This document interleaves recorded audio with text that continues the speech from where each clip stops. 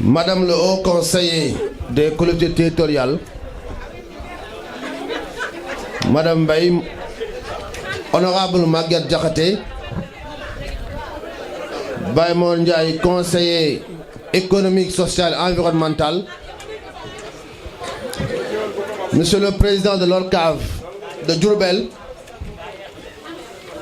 Monsieur le Président de l'ODCAV, Monsieur le Président du Comité du développement sanitaire du district sanitaire de Mbacké, Mesdames, Messieurs les Présidents des ASC, maa ngi nuyu sunu jigéen yeeg sunu càmmiñ sunu xarit yi ñu ngi xam ne saa su ne bu ñu wootee ñu ñëw muy taw muy naaj muy ngelaw. maa ngi nuyu tamit képp ku fi teew ku ne ci turam ak santam. Ndiaye Sy wax nga ko sànq, Monsieur le Président. Pour man, vous avez été courageux avec le comité directeur de l'ODCAV. Vous avez mené un combat épique. Vous avez été brave, courageux et persévérant. loolu moo tax tey lii am. wax nga ko sànq nee nga da ngeen ne ci combat. àdduna lépp combat la. amul lu ñuy maye dans la vie, ça n'existe pas. combat bi ngeen nekk c'est une lutte permanente pour l'épanouissement des jeunes de Mbacké. te loolu it dama jàpp ne ak nu mu mënti demee vous avez su garder le moral, vous avez su garder le cap et vous avez su garder l'espoir. kon ci fànn woowu jàpp naa ne yeyoo ngeen ay cant ak ay félicitations ndax su ngeen yaafusoon ren nawetaan du am. su ngeen yaafusoon ren final départemental du am. waaye li fi jaar yépp gis nañu ko teg nañ sunu bët. ren conditions yi mën naa ne réuniroon pour ñu man am final bi ngeen bëgg, final bi Gallo Baldé defal waa Mbacké. loolu moo liy dëgg. ndax avant ñuy final wax naa leen ko mosoo leen ma soññ pour final am mosul am. maa lay soññ maa lay laaj boo ñëwee jox ma cahier des charges ma ne ko du ma ko xool man du ma may def damay bu ma defal xale yu Mbacké damay def ba fa mu yem rek.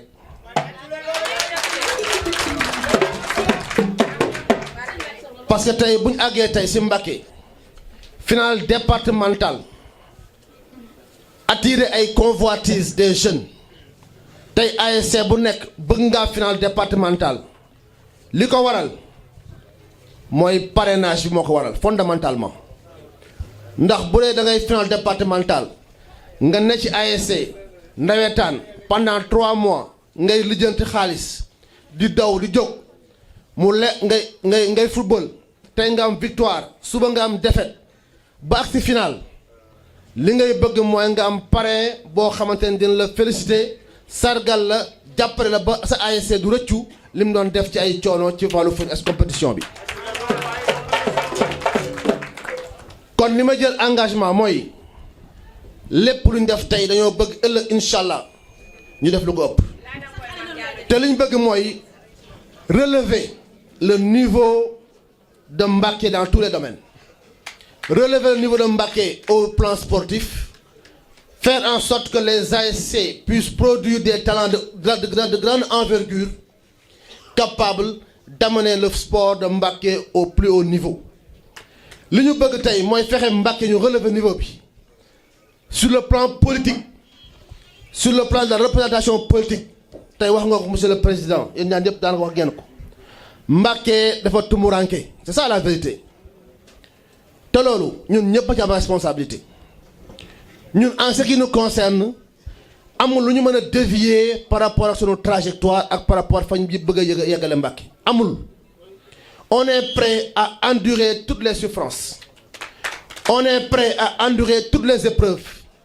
On est prêt à faire face à toutes les vicissitudes de la vie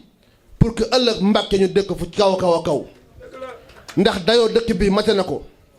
dëkk bu làmboo Touba dëkk boo xam ne si Mountakha Bassirou yàlla na fi yàgg te buñ koy tudd sa xel dem ci Mbacké ak ci Touba jàpp naa ne war naa wala mel leneen yul nii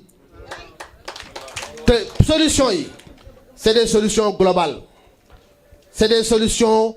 réfléchies c'est des solutions concertées dans l'unité pour ñu xool Mbacké nañuy dox ba Mbacké jëm ci kanam ci wàllu sport ci wàllu développement des femmes parce que Mbacké ñaata jigéen ñoo fi am politique depuis plus de 50 ans mosu ñoo gis jigéen bu am responsabilité bu mag a mag ci réew mi ñu ne Mbacké la dëkk en dehors des nominations ponctuelles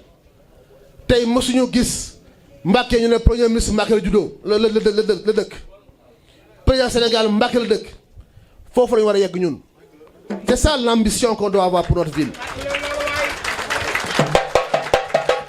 ñun suñu ambition weesu na maire Mbacké dama koy wax saa su ne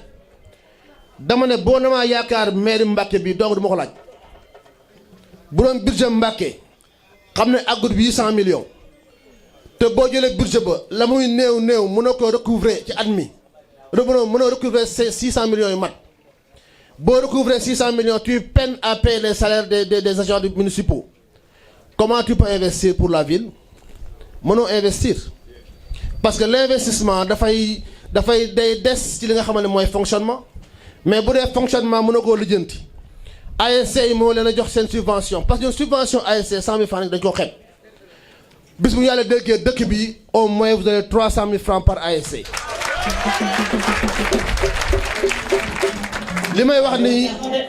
li may wax nii c'est pas des propos démagogiques man ku ma xam-xam ne li ma gëm laay wax te li ñu mën aussi li ñu mën la ñuy def ndax bi ñëwee ne ma nañ jël final départemental bi ngant yi ma ci amoon dama leen ko exposé ma ne leen ngant yi laa am pour ren ma jël final départemental waaye lépp lu ngeen ne jàpp leen man kenn mos jiitu kon nañ leen fexe tey Mbacké jëm ci kanam Mbacké nag pour man ñëpp ci war a jàpp on doit mener le combat ensemble on doit gagner le combat ensemble on doit gouverner cette commune ensemble pour le développement et l'épanouissement de toutes ces populations kon maa ngi gërëm ñëpp sant ñëpp di wax ne que lii mooy asaka sunu yéene dañoo bëgg déwén incha allah te it loolu dañoo bëgg monsieur le président ORCAV qu'on mette la pression sur l'entrepreneur bi nga xamante ne mooy réaliser stade Mbacké bi dañoo war a fexe mu def li ñuy wax fast track mooy liggéey bu gaaw te baax ba déwén ci heure bii ma ñëw ñu dem ci stade Mbacké bi def final boo xam ne mësul am Sénégal. waaye loolu na gaaw stade bi. parce que tey bu ñu jël ay jeunes bu ñu indi El Hadj Diouf wax ak Sadio Mané wax ak ñeneen dañoo bëgg non au-delà de la finale au-delà du football dañoo war a susciter li ñuy wax émulation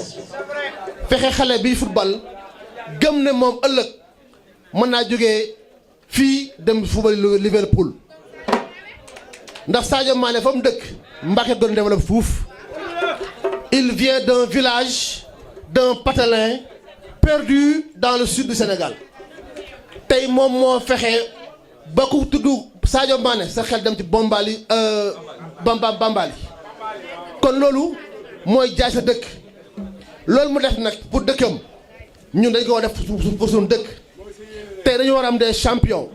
am des responsables de haut niveau ci réew mi nga xam ne boo leen gisee wala nga dégg leen sa xel dem ci Mbacké kon nañ leen fexee ba stade bi gaaw pare en tout cas man stade bi incha allah bi may tabax Diamniadio on démarre le 20 février te dañoo bëgg Jeux olympiques c'est la première fois dans l'histoire que Sénégal abritait des Jeux olympiques maanaam sax Afrique mos fi am te pour ñu organiser ko il nous faut un stade de grande envergure un stade de grand standing bu mag a mag te dañoo bëgg accélérer liggéey bi pour livrer ko pour loolu mën a yemb loolu ñuy def